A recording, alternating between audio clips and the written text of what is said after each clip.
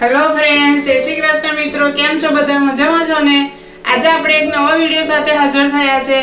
આજે આપણે જન્માષ્ટમી પર જે આપણે પંજરી બનાવીએ છીએ એ પંજરી બનાવીશું. ખૂબ સરસ બને છે. બધાની બનાવવાની અલગ અલગ રીત હોય છે.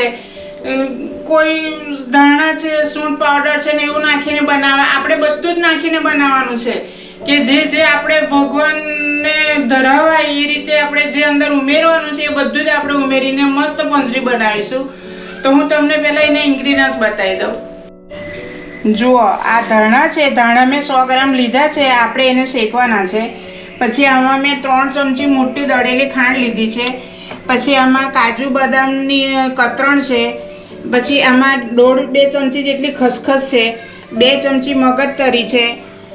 અડધી વાડકી જેટલો આપણે સૂંઠ પાવડર લીધો છે, કેમ કે એમાં સૂંઠ પાવડર વધારે હોય ને તો ખૂબ સરસ લાગે છે. પછી એક કોપરાનું છીણ છે, અડધી વાડકી જેટલું. પછી આ 100 ગ્રામ મેં ખરી સાકર લીધી છે. આપણે એમાં સાકર પણ ઉમેરવાનું છે અને ખાંડ પણ ઉમેરવાની છે. ખાંડની માત્રા થોડી ઓછી રાખવાની છે, સાકર જ વધારે લેવાની છે. એટલે 100 ગ્રામ ધાણા છે તો 100 ગ્રામ સાકર જોઈશે. આપણે એમાં 2 ચમચી લગભગ આપણે દળેલી ખાંડ ઉમેરીશું. પછી આ ગંઠોડા પાવડર છે 2 ચમચી. આ કિશમિશ છે 2 ચમચી. ચારોળી છે અને 1 ચમચી એલચી પાવડર છે અને અડધી વાડકી આપણે ઘી લીધું છે. હવે આપણે ધાણા શેકવાની શરૂઆત કરીએ. ગેસ ચાલુ કરીએ. જો હવે આપણે એને ધાણા શેકી લઈએ.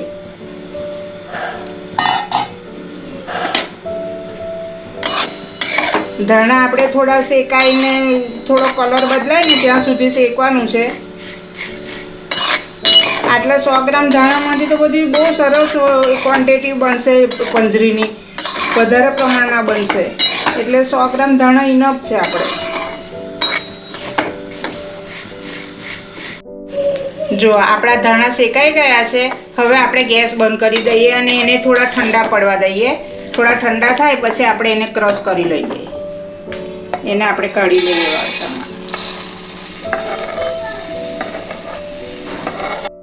જો આપણા ધાણા ઠંડા થઈ ગયા છે અને આપણે મિક્સર બાઉલમાં ઉમેરી દીધા છે. હવે એને આપણે ક્રશ કરી લઈએ.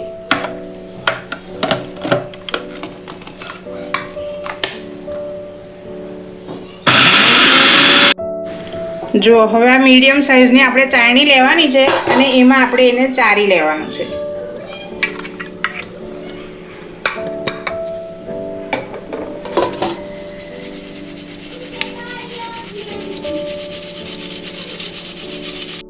જો આપણા ધાણા ચરાઈ ગયા છે અને જો આવી રીતે પાવડર બનાવી દીધો છે એને છે ને. જુઓ, સુગંધ પણ સરસ આવે છે ધાણાની.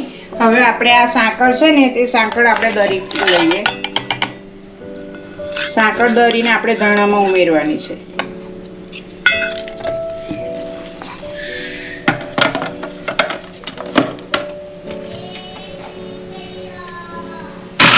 જો આપણો સાકરનો પણ પાવડર બનાવી દીધો છે.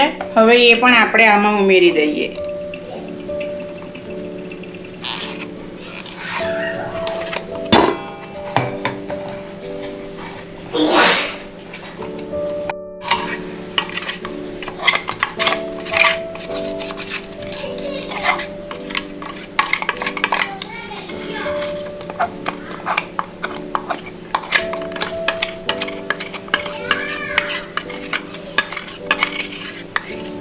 આપણી સાકર પણ અંદર આપણે મિક્સ કરી લઈએ.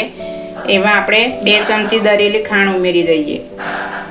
વધારે નથી ઉમેરવાની. આપણે સાકર 100 ગ્રામ છે ને એટલે આપણે 2 ચમચી ખાંડ ઉમેરવાની છે. હવે એમાં બધું આપણે ઉમેરી દઈએ. જો આ કાજુ અને બદામની કતરણ છે. આપણે આ ખસખસ ઉમેરવાની છે. જો આ મગજતરીના બી છે એ આપણે ઉમેરી દઈએ. જો આ સૂંઠ પાવડર છે એ પણ ઉમેરી દઈએ. અંદર સૂંઠ પાવડર ખૂબ સરસ લાગે છે. થોડો બહાર પડતો હશે ને તો પણ ખૂબ સરસ લાગશે. જો હવે આપણે આ કોપરાનું છીણ ઉમેરીએ છીએ. એમાં એલચી પાવડર ઉમેરીએ છીએ.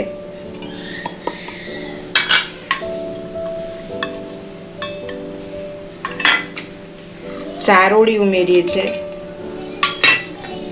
આ કિશમિશ ઉમેરીએ છીએ આપણે અને આ ગંઠોડાનો પાવડર ઉમેરીએ છીએ. આ બધું આપણે મિક્સ કરી લઈએ. હવે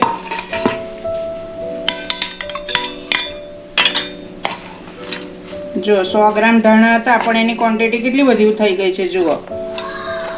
હવે આપણે એમાં ઘી ઉમેરવાનું છે, પણ પહેલા આ બધું આપણે મિક્સ કરી લઈએ.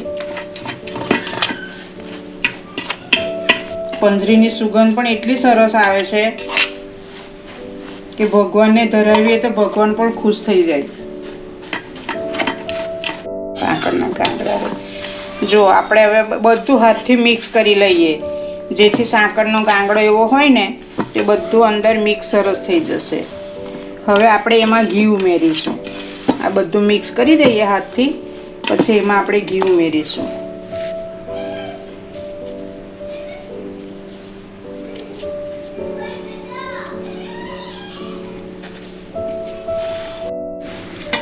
જો હવે એમાં આપણે થોડું ઘી ઉમેરીશું.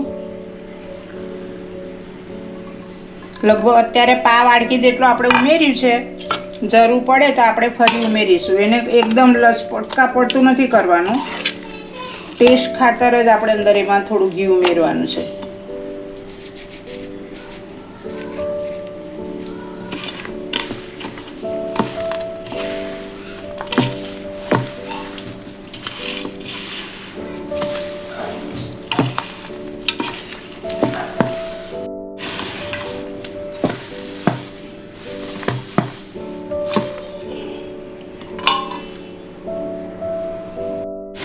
જો આપણી પંજરી તૈયાર થઈ ગઈ છે અને સરસ સુગંધ પણ આવે છે. ટેસ્ટ પણ એટલો સરસ થયેલો છે. તો હવે આપણે બાઉલમાં સર્વ કરીશું. તમે જરૂરથી બનાવજો, ખૂબ સરસ પંજરી બનશે. તમે આ વિડીયો જોઈને જરૂરથી બનાવજો.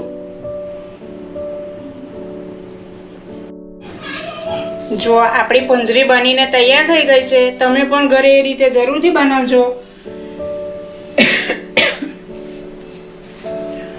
એટલી સરસ બની છે, એટલી ટેસ્ટી પણ સરસ બની છે અને સુગંધ પણ સરસ આવે છે. તો તમે પણ એ રીતે વિડીયો જોઈને જરૂરથી આ રીતે બનાવજો. કદાચ તમારી રીત અલગ હશે બનાવવાની, મારી બનાવવાની રીત અલગ છે, પણ તમે આ રીતે જો બનાવશો તો ખૂબ સરસ બનશે અને કોઈ 5 જણ ખાશે ને તમારો પ્રસાદ તો પણ ખુશ થઈ જશે. એટલી સરસ બની છે. તો તમે પણ જરૂરથી બનાવજો. લાઈક પણ કરજો. કમેન્ટ બોક્સમાં પણ લખી જણાવજો કે તમને કેવી લાગી, પંજરી બનાવી કે નહીં, અને સબસ્ક્રાઈબ પણ જરૂરથી કરજો મિત્રો. તો વિડીયો જોજો અને શેર પણ કરજો. હું આશા રાખું છું કે તમને ગમશે જ. અને આપણે ફરી નવા વિડીયોમાં મળીશું મિત્રો. બાય. જય શ્રી કૃષ્ણ.